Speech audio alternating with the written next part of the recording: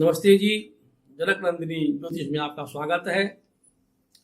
अब आज मकर, कुंभ और मीन राशि वालों के ऊपर चर्चा करेंगे।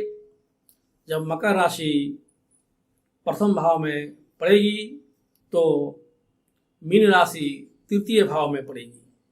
यह त्रि-एकादश का संबंध बनेगा जो सदैव शुभ होता है।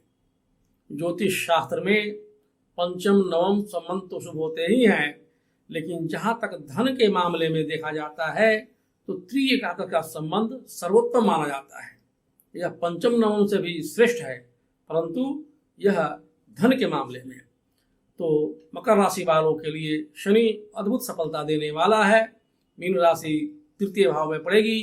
तृतीय भाव खुद की काबिलियत, पराक्रम, हिम्मत, जोखिम उठाने की क्षमता तथा कानूनी रूप से जबरदस्त ज्ञान, जिसको हम अंग्रेजी में टेक्निकली साउंड कहते हैं, उसकी बदौलत आपको शानदार सफलता देने वाला है। खास करके आपके प्रयास कभी भी विफल हो ही नहीं सकते। तृतीय भाव ही महत्वाकांक्षा की पूर्ति करा सकता है। शनि उसी में आने वाला है 30 मार्च को। अतः जो भी बड़ी योजनाएं आप पहले से चला रहे हो या बड़ी योजनाएं, महत्वाकांक्षी योजनाओं को लागू करना चाहते हैं या उसका आरंभ करना चाहते हैं तो 30 मार्च 2025 के बाद लागू कीजिए। उसमें निश्चय ही शानदार एवं सुनिश्चित सफलता प्राप्त होगी।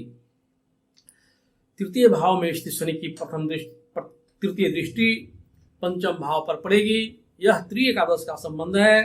पंचम भाव संतान, अपना बुद्धि, विवेक, मंत्री अथवा मंत्री तुल्य पद, भाग्य आदि का है। अतः इन सभी में मामलों में आपको शानदार सफलता प्राप्त होगी। आपके संतान भी धन कमाने लगेगी और वो भी आपको सुख देगा। यदि आपका पदोन्नति वगैरह रुका हुआ है, निसंदेह पदोन्नति हो जाएगी।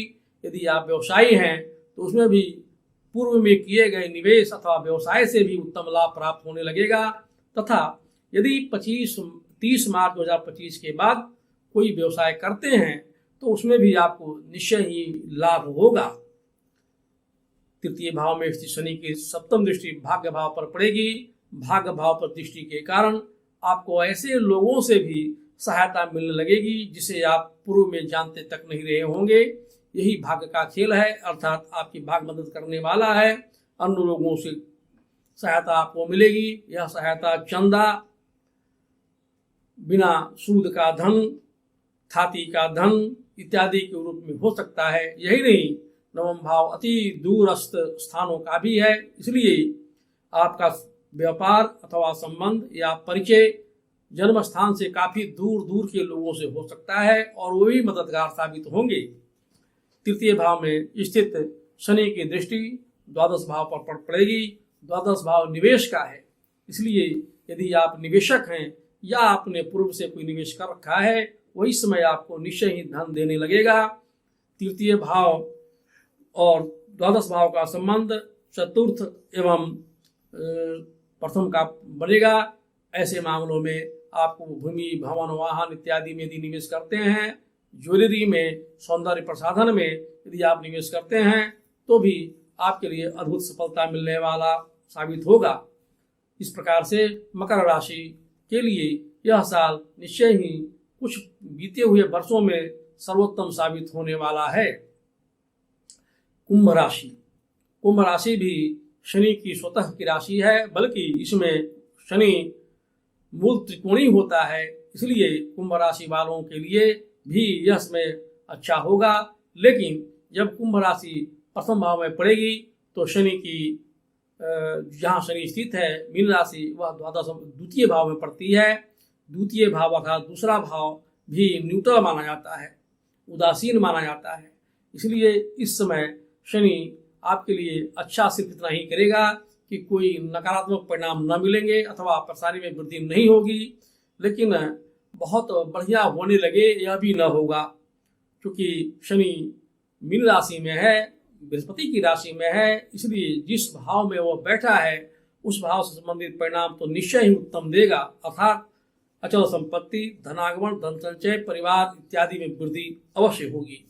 परंतु यहाँ स्थित शनि की तृतीय दृष्टि सुख भाव पर पड़ने के कारण आपके सुखों में कमी आएगी। खास करके निजी संबंधों के मामलों में आपको परेशानी आएगी।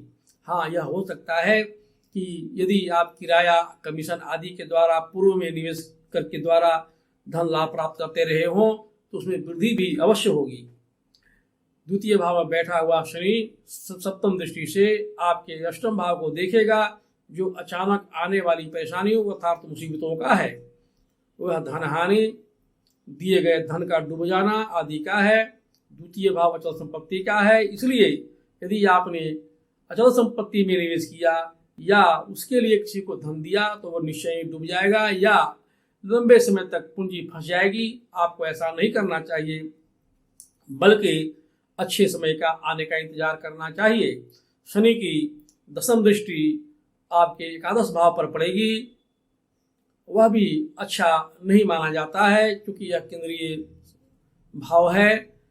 द्वितीय एवं एकादश का संबंध न्यूट्रल रहता है। अतः यदि आप इस उम्मीद में कोई निवेश कर रहे हैं कि मुझे धन बहुत ज़्यादा आएंगे या नियमित आमदनी होने लगेगी, तो ऐसा संभव नहीं है।